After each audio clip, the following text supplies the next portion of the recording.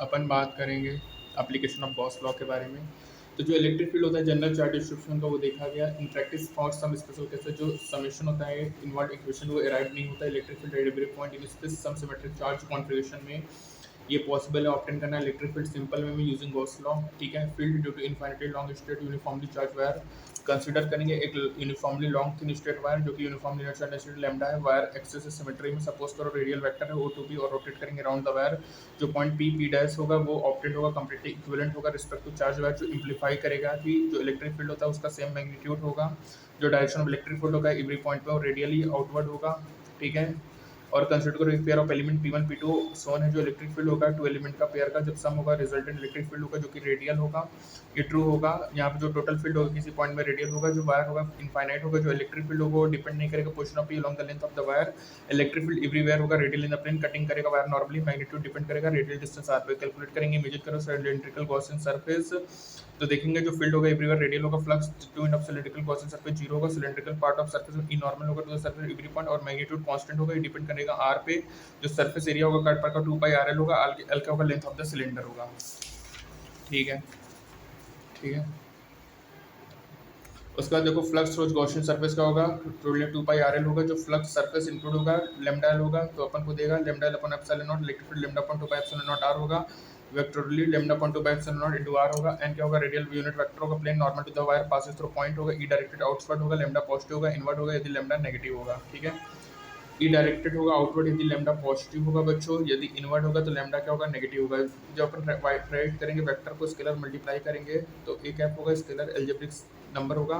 ये नेगेटिव और पॉजिटिव का जो डायरेक्शन ए होगा सेम होगा जो कि यूनिट वेक्टर होगा। यदि ए पॉजिटिव या अपोजिट है when टू रिस्ट्रिक्ट करेंगे नॉन नेगेटिव वैल्यूज को सिंबल करेंगे जिसको अपन मॉडुलस कहेंगे।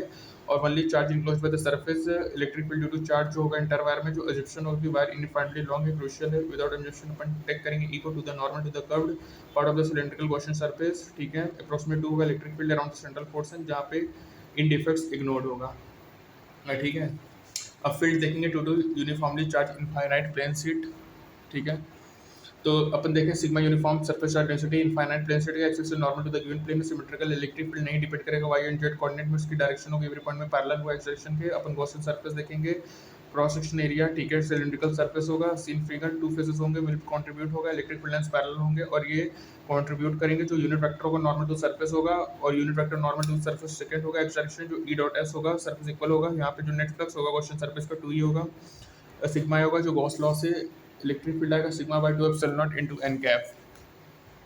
ठीक है। अब देखो यहाँ पे एन क्या है यूनिट वेक्टर जो कि नॉर्मल होगा प्लेन की गोइंग अवे होगा। Electric field directed away from the plane होगा। सिग्मा पॉजिटिव होगा टुवर्ड्स द प्लेट होगा। सिग्मा नेगेटिव भी हो सकता है।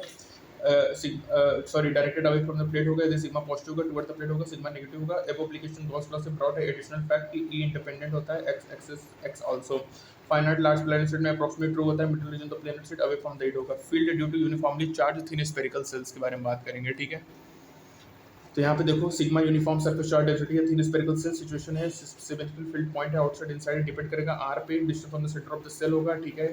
फील्ड होगा एक पॉइंट है आउटसाइड द रेडियस वेक्टर है कैलकुलेट करेंगे तो अपन गॉसियन सरफेस लेंगे। ठीक है। सेंटर होगा पासिंग करेगा सभी पॉइंट सरफेस में इक्विवेलेंट होगा गिवन चार्ज कॉन्फिगरेशंस के।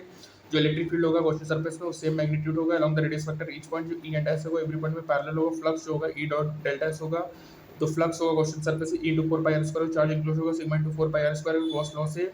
यहाँ से इलेक्ट्रिक फील्ड होगा sigma R square epsilon naught R square Q upon 4 pi epsilon naught square होगा। इलेक्ट्रिक फील्ड होगा Q upon 4 pi epsilon naught R square into R cap होगा। Electric field directly outward होगा inward होगा यदि Q negative होगा। Field produce by charge place centre at होगा for point outside the shell. The field due to uniform charge shell होगा यदि entire charge shell का concentrated हो सेंटर पे। Field inside the shell point P है जो कि इनसाइड है गॉसियन सरफेस अगेन स्फीयर होगा through P centred at O होगा बच्चों। और जो फ्लक्स होगा थ्रूज द गॉसियन सरफेस वो कैलकुलेटेड होगा before E into 4 pi square. इस केस में जो गॉसियन सरफेस होगा इंक्लोजेस करेगा नो चार्ज तो यहाँ पे जो इलेक्ट्रिक फील्ड होगा जीरो होगा। Uniformly charge thin spherical shells की वजह से जीरो होगा at all point inside the shell. Important result क्या है कि कॉन्सिक्वेंस है गॉस लॉ जो कि फॉलो करता है कूलम्स लॉ को जो एक्सपेरिमेंटल वेरिफिकेशन रिजल्ट को कन्फर्म करता है कि 1/r उसका डिपेंडेंसी है कूलम्स लॉ में। ठीक है बच्चों। तो याद रखना इनसाइड क्या होगा जीरो होगा क्योंकि यहाँ पे क्या है बच्चों नो चार्ज है ये कोई भी चार्ज को इनक्लोज नहीं कर रहा है तो गॉस लॉ देन यू यहाँ पे इलेक्ट्रिक फील्ड जीरो होगा। ठीक है। तो यहाँ पे बच्चों field due to uniformly thin charge shell का क्या होगा जीरो होगा एट ऑल पॉइंट्स। ठीक है। सभी पॉइंट्स में at all points inside the shell उसमें क्या होगा इलेक्ट्रिक फील्ड हमारा जीरो होगा। ठीक है। तो बच्चों ये आपको याद रखना है, electric field outside the shell होगा, ई इंडिपेंडेंट एक्स एक्सिस होगा, sigma by 2 epsilon naught into n cap होगा, ठीक है। फील्ड होगा electric field lambda upon 2 pi epsilon naught into R होगा, ई डायरेक्टेड आउटवर्ड होगा यदि लैम्डा पॉजिटिव होगा, इनवर्ड होगा बच्चों यदि लैम्डा क्या होगा, नेगेटिव होगा, ठीक है। तो बच्चों यहाँ पे हमारा ये पोर्शन कंप्लीट होता है, ठीक है। अब अपन समरी और इम्पोर्टेंट पॉइंट्स टू फाउंडर को देखेंगे, ठीक है। थैंक यू बच्चों।